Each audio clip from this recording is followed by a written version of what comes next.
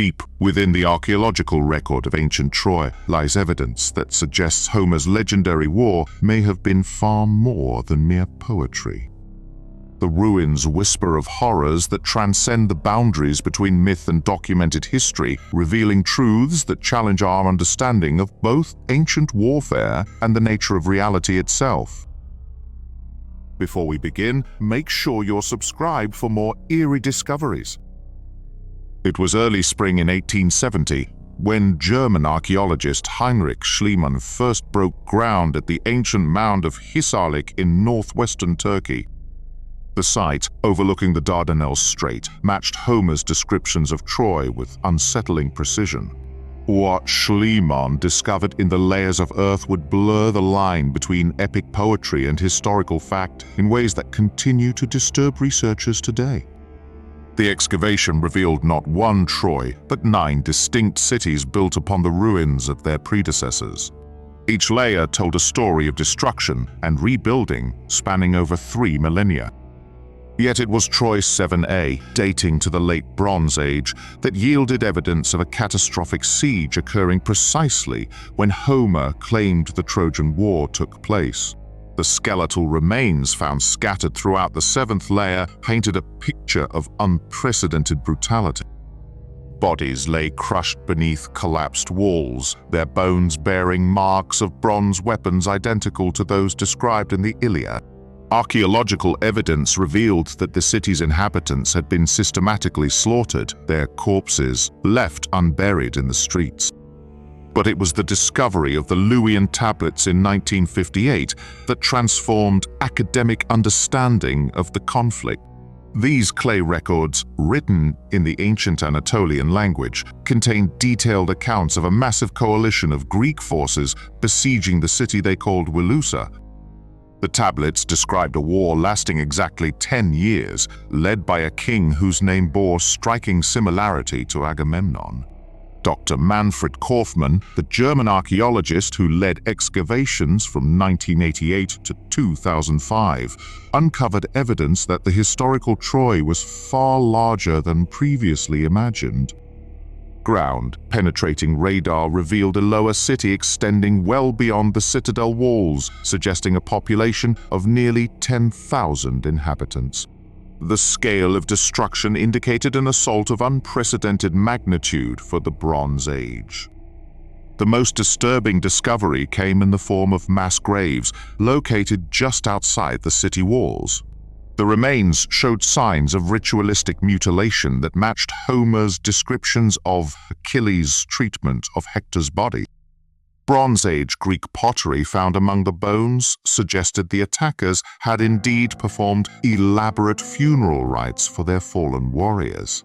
Yet beneath these historical confirmations lay puzzles that defied conventional archaeological interpretation. Excavators repeatedly found sections of the city where the destruction patterns seemed to violate known principles of Bronze Age siege warfare.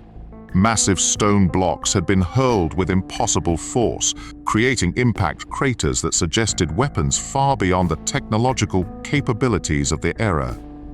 The carbon dating of organic materials within these anomalous destruction zones produced results that consistently fell outside expected parameters.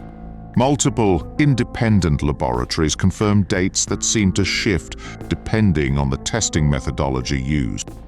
Some samples appeared to age rapidly between successive tests, while others yielded dates that predated the known settlement of the region. Dr. Sarah Mitchell, a forensic anthropologist specializing in ancient warfare, noted peculiarities in the skeletal remains that challenged conventional understanding. Her analysis revealed bone fractures that appeared to have been caused by extreme heat, yet showed no signs of fire damage to surrounding materials. The pattern suggested exposure to temperatures exceeding 2,000 degrees Fahrenheit applied with surgical precision. The positioning of certain skeletons defied explanation according to standard archaeological principles.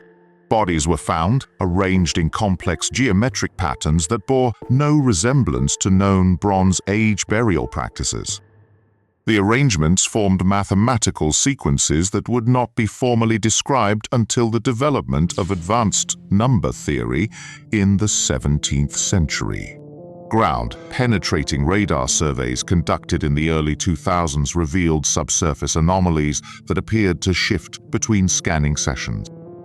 The same equipment, operated by the same technicians, produced radically different readings when used on consecutive days. Underground chambers appeared and disappeared from the scans without any corresponding excavation activity. The discovery of the Polyxena sarcophagus in 2005 added another layer of complexity to the mystery. This ornate burial container, found in a previously unexplored section of the necropolis, contained remains that carbon dated to the correct period for the Trojan War. However, the artistic style of the sarcophagus itself belonged to a period 500 years later. Inside the sarcophagus, archaeologists found personal effects that included bronze weapons of impossible craftsmanship. The metallurgical analysis revealed alloy compositions that required smelting techniques not developed until the Industrial Age. The bronze contained trace elements that do not occur naturally in the Anatolian region, including isotopes that are typically associated with stellar nucleosynthesis. The most unsettling discovery emerged from the analysis of organic residues found on these weapons. DNA extraction revealed genetic material from multiple human sources, but the sequencing results contained anomalies that suggested rapid evolutionary changes occurring within individual lifespans. The genetic markers implied adaptive mutations that typically required thousands of years to develop. Linguistic analysis of the Luwian tablets revealed another puzzle that continues to perplex scholars. The text contained references to astronomical events that were accurately predicted centuries before they occurred. The tablets described solar eclipses and planetary alignments with precision that exceeded the known astronomical knowledge of the Bronze Age. The tablets also contained detailed geographical descriptions of lands that would not be discovered by Mediterranean civilizations for another 1,000 years. References to specific islands in the Atlantic Ocean included accurate measurements of their size and position relative to known landmarks. The descriptions matched satellite imagery of remote locations that remained uninhabited until modern time.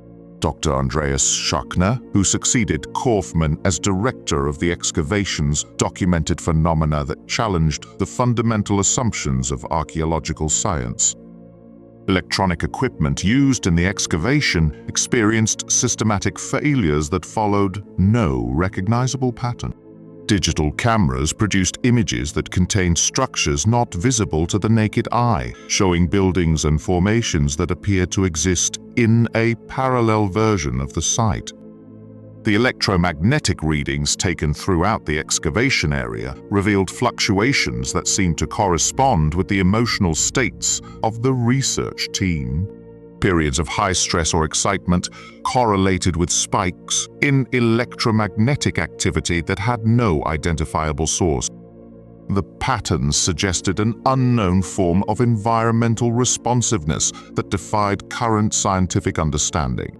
Local residents of the nearby village of Tefike reported experiencing vivid dreams during the excavation periods.